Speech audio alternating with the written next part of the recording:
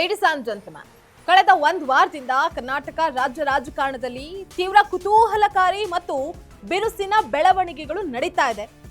ಒಂದ್ ಕಡೆ ಸಿಎಂ ಯಾರಾಗ್ತಾರೆ ಅನ್ನುವಂತಹ ಕುತೂಹಲ ಇತ್ತು. ಆದ್ರೆ ಈಗ ಸಚಿವ ಸಂಪುಟ ಸಭೆಯಲ್ಲಿ ಯಾರ್ಯಾರಿಗೆ ಯಾವ ಹುದ್ದೆ ಸಿಗುತ್ತೆ ಅನ್ನುವಂಥದ್ದು ಕುತೂಹಲ ಶುರುವಾಗಿದೆ. ಈಗ ಇದೆಲ್ಲದರ ನಡುವೆ ಸಿಎಂ ಸಿದ್ದರಾಮಯ್ಯ ರಾಜೀನಾಮೆ ಕೊಡೋದಕ್ಕೆ ಮುಖ್ಯ ಕಾರಣ ಕೂಡ ಮೂಡಾನ ಅನ್ನುವಂತಹ ಪ್ರಶ್ನೆ ಎಲ್ಲರನ್ನ ಕಾಡ್ತಾ ಇದೆ. ಈ ಕುರಿತಾದ ಕಂಪ್ಲೀಟ್ ಡೀಟೇಲ್ಸ್ ಅನ್ನ ನೋಡ್ತಾ ಹೋಗೋಣ. ವೀಕ್ಷಕರೇ, ನೆಲ ಜಲ ಭಾಷೆಗಾಗಿ ಪ್ರಾಮಾಣಿಕ ಪತ್ರಿಕೋದ್ಯಮ. ನೀವು ನೋಡ್ತಾ ಇದ್ದೀರಾ ಫೋಕಸ್ ಟಿವಿ. ನಾನು ನಿಶ್ಚಿತ. ಮಾಜಿ ಮುಖ್ಯಮಂತ್ರಿ ಸಿದ್ದರಾಮಯ್ಯ ಅವರ ರಾಜೀನಾಮೆಗೆ ಮೂಡಾ ನಿವೇಶನ ಹಂಚಿಕೆ ಹಗರಣವೇ ಮುಖ್ಯ ಕಾರಣ. ಹೈಕೋರ್ಟ್ ನೀಡಿದಂತಹ ಕೆಲವು ಮಹತ್ವದ ತೀರ್ಪುಗಳು ಮತ್ತು ಕಾನೂನು ಸಂಕಷ್ಟಗಳು ಹೆಚ್ಚಾದಂತಹ ಬೆನ್ನಲ್ಲೇ ಕಾಂಗ್ರೆಸ್ ಹೈಕಮಾಂಡ್ ಸೂಚನೆಯ ಮೇರೆಗೆ ಅವರು ತಮ್ಮ ಸ್ಥಾನಕ್ಕೆ ರಾಜೀನಾಮೆಯನ್ನ ನೀಡಬೇಕಾಗಿ ಬಂತು. ಮೈಸೂರು ನಗರಾಭಿವೃದ್ಧಿ ಪ್ರಾಧಿಕಾರ ಜಮೀನು ಸ್ವಾಧೀನಪಡಿಸಿಕೊಂಡಂತಹ ಪ್ರತಿಯಾಗಿ ಸಿದ್ದರಾಮಯ್ಯ ಅವರ ಪತ್ನಿ ಪಾರ್ವತಿ ಅವರಿಗೆ ಮೈಸೂರಿನ ಅತ್ಯಂತ ಪ್ರಮುಖ ಮತ್ತು ಐಷಾರಾಮಿ ಪ್ರದೇಶವಾದ ವಿಜಯನಗರ 3 ಮತ್ತೆ 4ನೇ ಹಂತದಲ್ಲಿ 14 ಪರ್ಯಾಯ ನಿವೇಶನಗಳನ್ನ ಹಂಚಿಕೆ ಮಾಡಲಾಗಿತ್ತು. ಈ ಹಂಚಿಕೆಯಲ್ಲಿ ಭಾರಿ ಅಕ್ರಮ ನಡೆದಿದೆ, ಹಾಗೆ ನಿಯಮಗಳನ್ನ ಉಲ್ಲಂಘನೆ ಮಾಡಲಾಗಿದೆ ಅನ್ನುವಂಥದ್ದು ಮುಖ್ಯವಾದಂತಹ ಆರೋಪ ಕೂಡ ಆಗಿತ್ತು.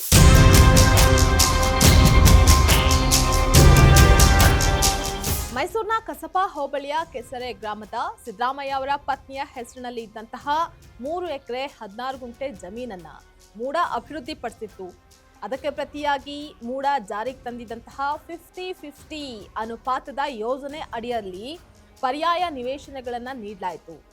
ಆದರೆ ಕೆಸರೆ ಗ್ರಾಮದ ಜಮೀನಿನ ಮೌಲ್ಯಕ್ಕಿಂತ ವಿಜಯನಗರದ ನಿವೇಶನಗಳ ಮೌಲ್ಯ 16 ಪಟ್ಟು ಹೆಚ್ಚಾಗಿದೆ.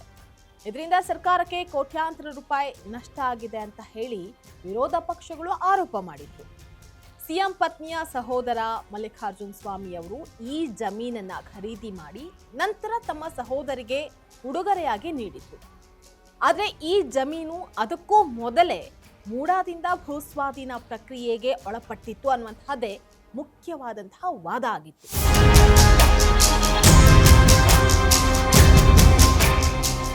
ಇನ್ನು ಆರ್ಟಿಐ ಕಾರ್ಯಕರ್ತರ ದೂರಿನ ಮೇರೆಗೆ ಕರ್ನಾಟಕದ ರಾಜ್ಯಪಾಲರಾದ ಥಾವರ್ ಚಂದ್ ಗೆಹ್ಲೋಟ್ ಅವರು ಸಿದ್ದರಾಮಯ್ಯ ಅವರ ವಿರುದ್ಧ ತನಿಖೆ ನಡೆಸೋದಕ್ಕೆ ಮತ್ತೆ ಪ್ರಾಸಿಕ್ಯೂಷನ್ಗೆ ಅನುಮತಿಯನ್ನ ನೀಡಿದ್ರು. ರಾಜ್ಯಪಾಲರ ಈ ಕ್ರಮವನ್ನ ಪ್ರಶ್ನಿಸಿ ಸಿದ್ದರಾಮಯ್ಯ ಅವರು ಹೈಕೋರ್ಟ್ ಮೆಟ್ಟಿಲೇರಿದ್ರು. ಆದರೆ ಹೈಕೋರ್ಟ್ ರಾಜ್ಯಪಾಲರ ಆದೇಶವನ್ನ ಎತ್ತಿ ಹಿಡಿದು ತನಿಖೆಗೆ ಹಸಿರು ನಿಶಾನೆಯನ್ನ ನೀಡಿತು.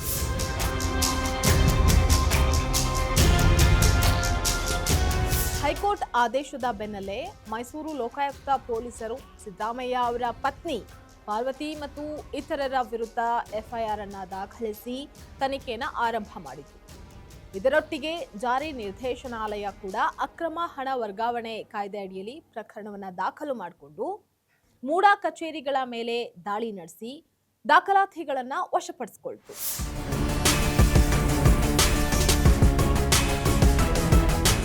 ಬಿಜೆಪಿ ಮತ್ತು ಜೆಡಿಎಸ್ ಪಕ್ಷಗಳು ಒಟ್ಟಾಗಿ ಈ ಹಗರಣವನ್ನ ದೊಡ್ಡ ರಾಜಕೀಯ ಅಸ್ತ್ರ ಮಾಡಿಕೊಂಡು ಬೆಂಗಳೂರಿನಿಂದ ಮೈಸೂರುವರೆಗೂ ಬೃಹತ್ ಪಾದಯಾತ್ರೆ ನಡೆಸಿ ಮುಖ್ಯಮಂತ್ರಿಗಳು ಅಧಿಕಾರ ದುರ್ಬಳಕೆ ಮಾಡಿಕೊಂಡಿದ್ದಾರೆ ಅಂತ ಆರೋಪಿಸಿ ನಿರಂತರವಾಗಿ ರಾಜೀನಾಮೆಗೆ ಒತ್ತಾಯಿಸಿದ್ರು. ಇದು ಸರ್ಕಾರದ ಇಮೇಜ್ಗೆ ಧಕ್ಕೆಯನ್ನು ತಂದಿತ್ತು. ಮೂಡಾ ವಿವಾದದಿಂದ ಪಕ್ಷದ ವರ್ಚಸ್ಗೆ ಹಾನಿಯಾಗದಂತೆ ತಡೆಯೋದಕ್ಕೆ ಮತ್ತೆ ಮೊದಲೇ ಮಾಡಿಕೊಂಡಿದ್ದಂತಹ ಒಪ್ಪಂದದಂತೆ ಅಧಿಕಾರವನ್ನು ಹಸ್ತಾಂತರ ಮಾಡೋದಕ್ಕೆ ಕಾಂಗ್ರೆಸ್ ಹೈಕಮಾಂಡ್ ಸಿದ್ದರಾಮಯ್ಯ ಅವರಿಗೆ ರಾಜೀನಾಮೆ ನೀಡೋದಕ್ಕೆ ಸೂಚಿಸಿತು. ನೈತಿಕ ಹೊಣೆಗಾರಿಕೆ ಹೊರಿಸಿತು.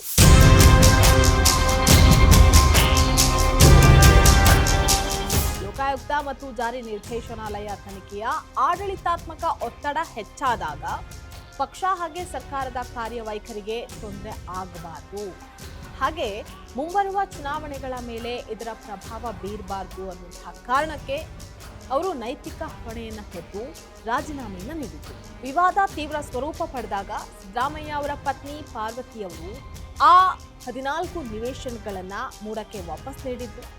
ಕಾನೂನು ಪ್ರಕ್ರಿಯೆ ಮತ್ತು ರಾಜಕೀಯ ಒತ್ತಡ ನಿಲ್ಲದ ಕಾರಣ ಸಿದ್ದರಾಮಯ್ಯ ಅವರು ಸಿಎಂ ಹುದ್ದೆಯಿಂದ ಕೆಳಗಿಳಿಬೇಕಾಯಿತು.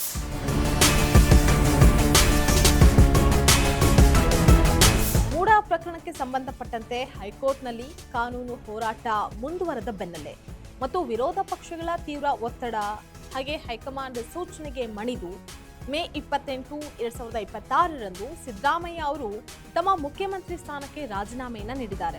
ಲೋಕಾಯುಕ್ತ ಮತ್ತು ನ್ಯಾಯಾಂಗ ಆಯೋಗದಿಂದ ಸಿದ್ದರಾಮಯ್ಯ ಅವರಿಗೆ ಕ್ಲೀನ್ ಚೀಟ್ ಸಿಕ್ಕಿದೆ. ಆದರೂ ದೂರುದಾರರು ಇದನ್ನ ಹೈಕೋರ್ಟ್ನಲ್ಲಿ ಪ್ರಶ್ನೆ ಮಾಡಿರೋದ್ರಿಂದ ಪ್ರಕರಣದ ಕಾನೂನು ಹೋರಾಟ ಇನ್ನೂ ಜೀವಂತವಾಗಿದೆ. ಇದಿಷ್ಟು ಇವತ್ತಿನ ಪೊಲಿಟಿಕಲ್ ಅಪ್ಡೇಟ್. ನೆಲ ಜಲ ಭಾಷೆಗಾಗಿ ನೋಡ್ತಾ ಇರಿ ಫೋಕಸ್ ಟಿವಿ.